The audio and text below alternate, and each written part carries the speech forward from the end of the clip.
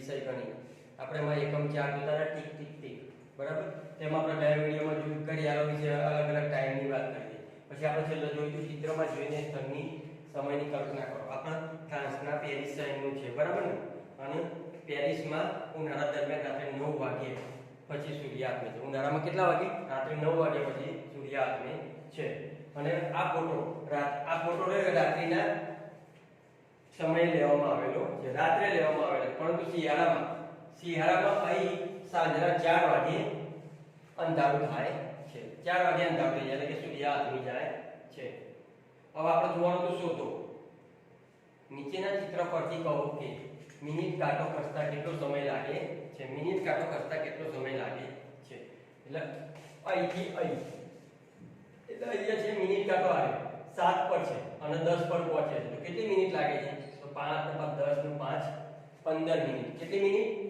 મેં તમને કહ્યું હતું કે 7 અને 8 એટલે કે બે અંકની વચ્ચે કેટલા કાપા છે 5 કાપા છે તો 7 અને 8 ની વચ્ચે 5 8 અને 9 ની વચ્ચે 5 9 અને 10 ની વચ્ચે 5 એટલે કે 5 + 10 નું 5 15 એટલે કે 15 મિનિટ આમાં 15 મિનિટ કાંટો ખસે છે કેટલા મિનિટ 15 મિનિટ કાંટો ખસે છે હવે બમાં જોઈએ આપણે બમાં આપે છે 5 1 ઉપર છે અને પહોંચે છે 3 ઉપર આપણે બમાં જોવાનું છે બમાં તો 4 8 ઉપર છે મિનિટ કાંટો અને પહોંચે છે 12 પર તો 5 + 10 + 15 + 5 20 એટલે કે 20 મિનિટ કાંટો ખસે છે કેટલા મિનિટ એ કાંટો ખસતા કેટલો સમય લે તો 20 મિનિટ લે છે હવે કમાં જોઈએ 6 અને મિનિટ કાંટો છે 1 ઉપર અને પહોંચ્યો 3 ઉપર તો 5 + 5 10 એટલે કે 10 મિનિટનો સમય લે છે અહીંયા 10 મિનિટ કાંટો ખસતા 10 મિનિટનો સમય લે છે હવે અહીંયા આપે છે 2 પર છે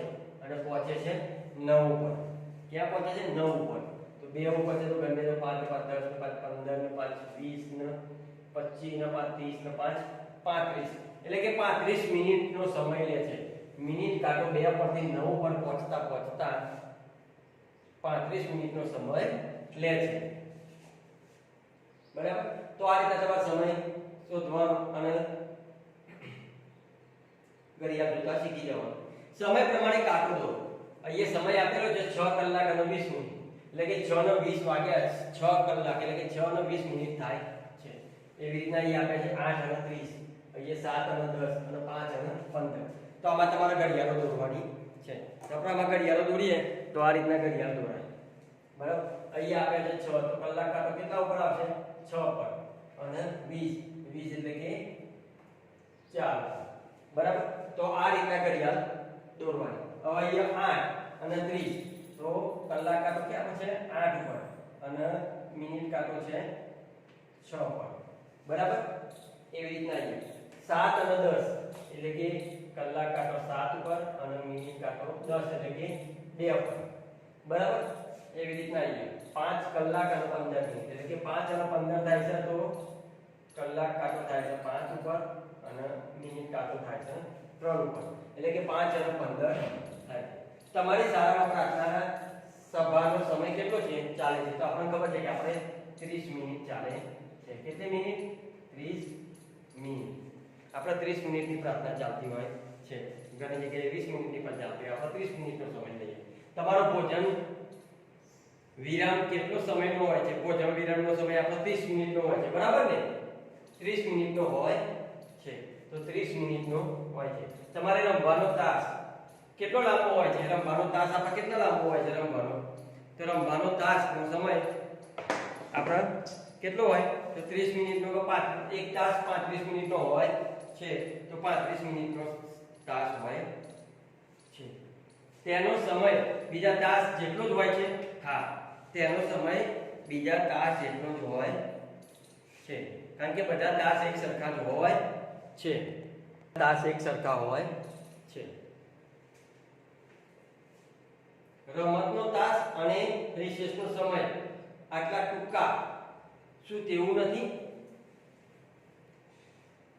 હા રમતનો તાસ અને રિસેસનો સમય ટૂંકો લાગે છે કેમ કે આપણે જમવાનો સમય હોય ત્યારે આપણે વાતો કરતા હોય રમવાનો સમય જ ના મળે રિસેસમાં અને રમવાનું થતું હોય કે લાવો થોડું વધારે રમે પણ રમવાનું પૂરું થતું નથી એટલા માટે આપણને એનો સમય કેવો લાગે છે ટૂંકો લાગે છે બરાબર ને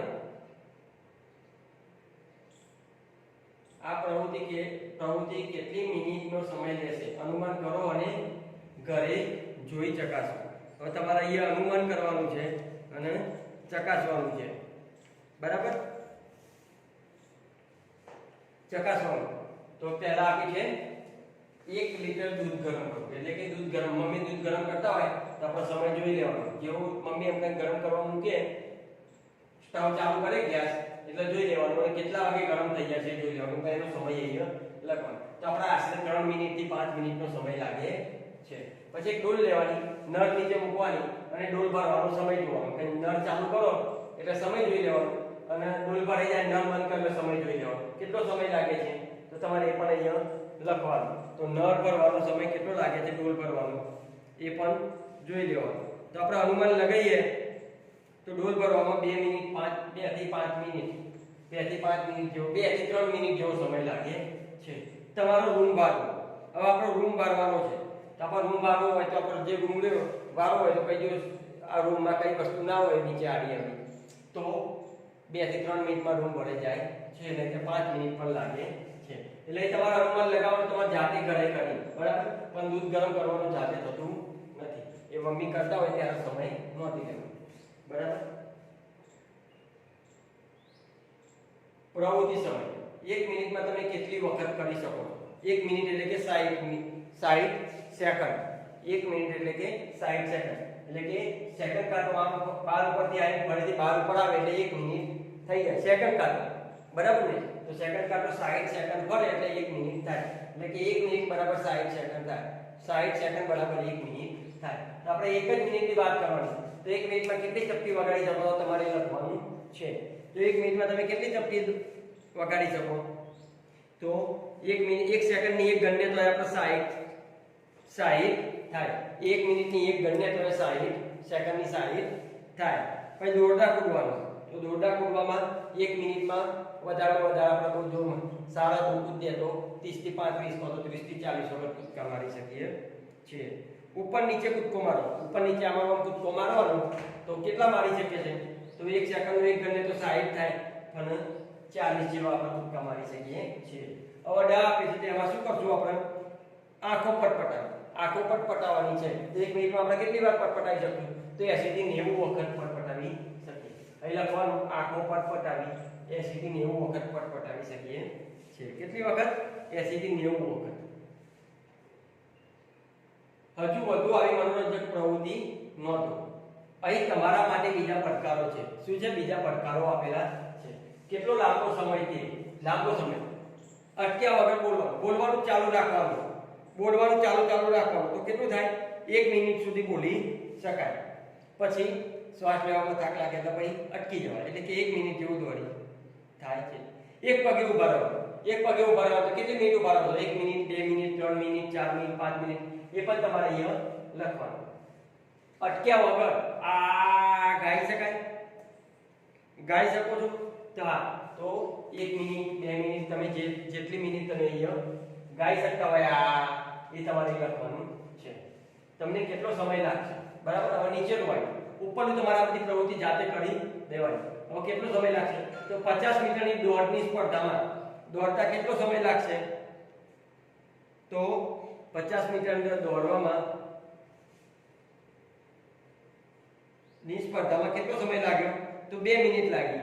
પછી જમીન પરથી 50 કાંકરા એટલે કે પથ્થર ભેગા કરવામાં તેમાં પણ 2 મિનિટ 3 મિનિટ લાગી શકે છે. 2 થી 5 મિનિટ જેવો સમય લાગી શકે છે. 1 થી 100 ગણતા 1 2 3 4 5 6 7 8 9 10 11 12 એ જેની જેવી સ્પીડ 1 મિનિટ પણ થાય 2 મિનિટ પણ થાય 3 મિનિટ પણ થાય 2 મિનિટ થાય 3 મિનિટ થાય બરાબર 4 મિનિટ થાય. એટલે જે સમય થાય એ તમારે નોંધવાનો છે. કોણ જીત્યું આ તમારે જોવાનું છે. ચાલો આપણે ફરીથી ઘડિયાળ જોઈએ અને તેના જવાબો આપીએ. આપણે ઘડિયાળ જોવાની છે અને એના જવાબો આપવાના છે. બરાબર. તો એના જવાબ આપણે જોવાના છે અને આપવાના છે કે ભાઈ ઘડિયાળમાં જોવાનું અને એના પ્રશ્નોના જવાબ આપવાના છે. તો આપણને ખબર પડે કે ભાઈ ઘડિયાળમાં કેટલો સમય આપણે એ કામ કર્યું.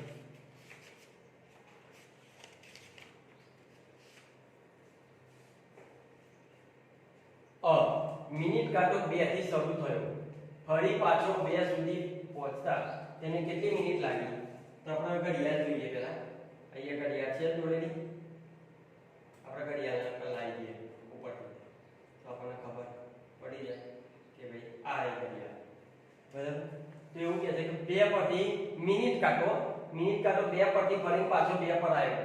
તો મેં તમને કહ્યું હતું કે મિનિટ કાંટો 12 પરથી 12 પર આવે એટલે 60 મિનિટ થાય. તો એવી રીતે 2 પરથી 2 પર આવે એટલે 60 મિનિટ થાય. કેટલી મિનિટ થાય? 60 મિનિટ થાય.